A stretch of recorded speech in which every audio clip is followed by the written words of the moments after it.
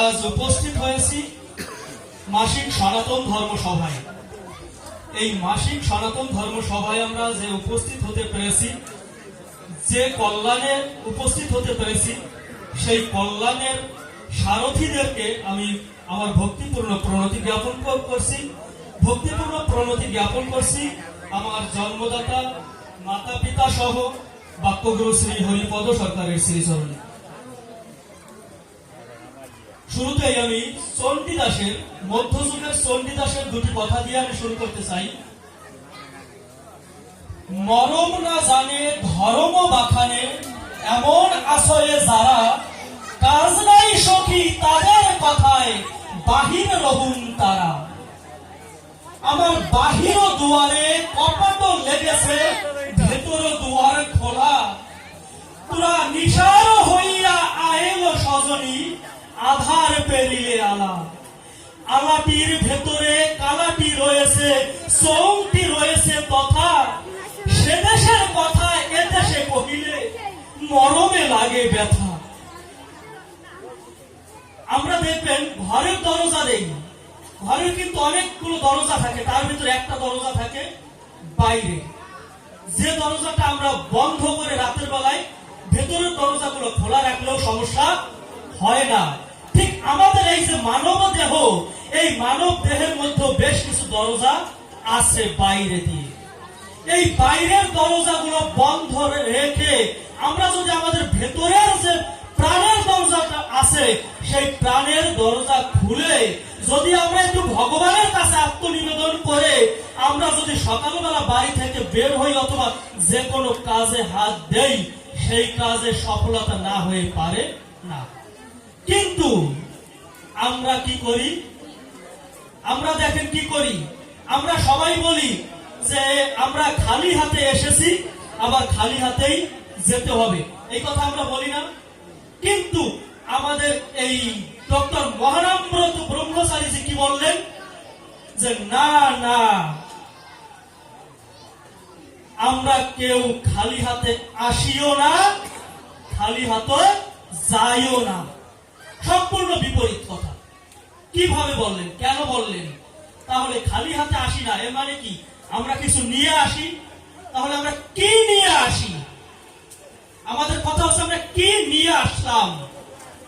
আমাদের জন্ম কি এইবারই?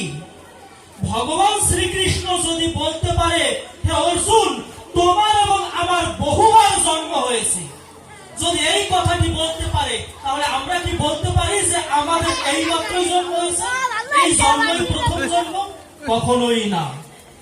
তাহলে আমাদেরও পূর্বজন্ম ছিল।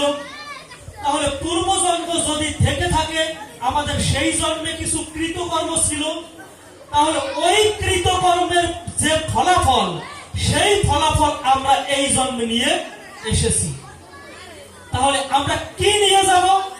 আমরা বর্তমানে যে জন্ম লাভ করেছি, এই জন্মে, এই জীবনে আমরা যা কিছু করে যাব, ঠিক তার সার বস্তু অর্থাৎ সেই ফলাফলটা আমাদের যাবার সময় নিয়ে যাব। এখন আমরা কেউ কেউ নিয়ে যাব কি? ধন দৌলত, টাকা করি, এই সবের আশায় থাকবো। মনে করবো যে এইগুলো দিলেই বুঝি ঘাটের মাঝে আমাকে পার করে দেবে। কিন্তু আসলে কি তাই? সেই ঘাটের মাঝি, পার ঘাটার মাঝি কিসের অপেক্ষায় আছে?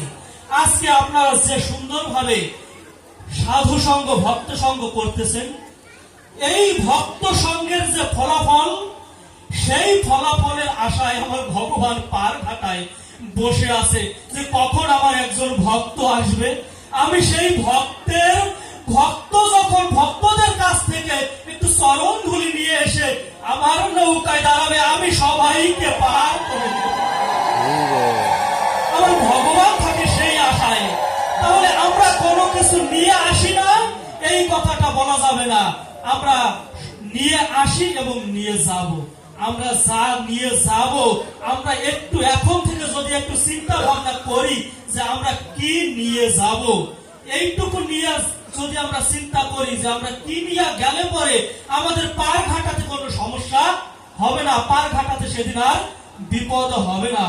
যখন আমরা এইটুকু চিন্তা করব, আমাদের ভেতরে বিন্দু পরিমাণেও কেউ কোনো অপরাধ বা পাপ কর্ম করতে পারে না। তাই সকলে একটু প্রার্থনা করবেন যাতে প্রত্যেকটা সন্তান, আমি এখানে আসার পরে আমার এক ভাই আসছে সাথে করে ফরিদপুর থেকে, সে বলতেছে দাদা দেখেন এত হরিসভায় যাই, এত ধর্ম সভায় যাই, কিন্তু আমাদের মতো ছেলেদের খুব কমই পাই।